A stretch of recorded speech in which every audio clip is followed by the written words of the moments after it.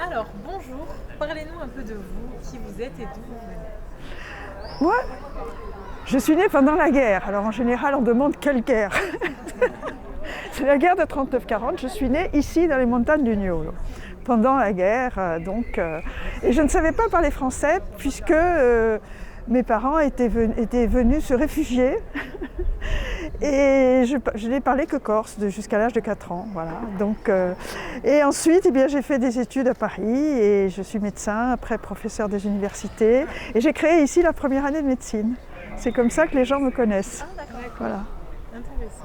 Et qu'est-ce qui vous a motivé à participer à cette expérience unique? Cette expérience unique, je n'étais pas vraiment programmée pour ça, puisque je n'avais posé aucune candidature et ça m'était tellement loin de l'esprit que quand ça m'est tombé dessus, j'ai pensé réellement que c'était une erreur. Donc j'ai dit, je me souviens très bien, j'étais dans le jardin avec mon fils et ma belle-fille, et coup de téléphone, alors est-ce que vous seriez d'accord pour porter la flamme olympique? Alors, je dis, mais c'est une erreur, excusez-moi, je suis Josette Dallava Santucci, vous devez faire une erreur. Non, non, non, non, non, c'est bien vous, c'est bien vous. Et alors, oui, je n'avais pas idée de refuser, évidemment, je ne savais dire que oui, comme quand j'avais 4 ans et que je ne savais pas parler français. Oui.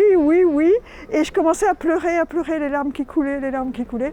Et mon fils s'est dit, mais qu'est-ce qu'elle a? Qu'est-ce qu'on lui annonce comme catastrophe? Alors du coup, j'ai raccroché et j'ai souri pour faire comprendre que j'avais à la fois les larmes et le sourire, mais que je n'arrivais pas à trouver les mots pour dire ce que c'était. C'est l'émotion.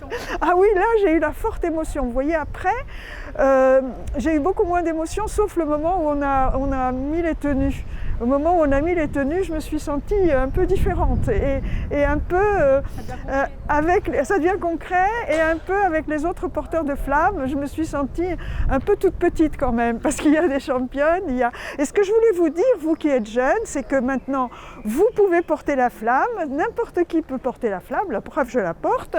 Et donc il faut vous entraîner pendant les 20 ans qui viennent, et quand j'aurai 102 ans, puisque j'en ai 82 maintenant, vous vous souviendrez de ce que je vous ai dit, et que vous pouvez porter la flamme. Donc il faut bouger, il faut faire du sport, il faut venir le 17 ici, vendredi 17 mai, nous avons une journée sport santé pour tous, donc ici même.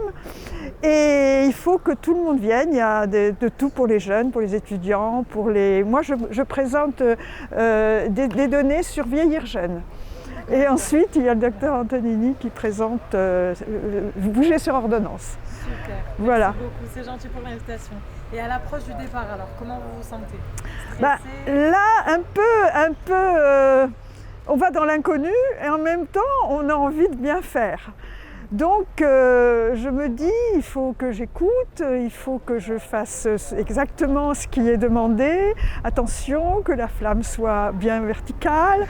Et bon, je me suis un petit peu entraînée avec une bouteille, parce que je fais de l'exercice, mais je ne fais pas de mouvement comme ça statique. C'est difficile de porter la flamme en statique. On a vu Manodou, il changeait de main souvent, hein, parce que sur l'épaule, j'ai beau faire du sport et même du vélo elliptique, je pense qu'il va falloir avoir l'autorisation de changer de main, ce que je pense on nous accordera, puisqu'on la prend de la main droite et on la donne de la main gauche, donc on doit changer à un moment donné.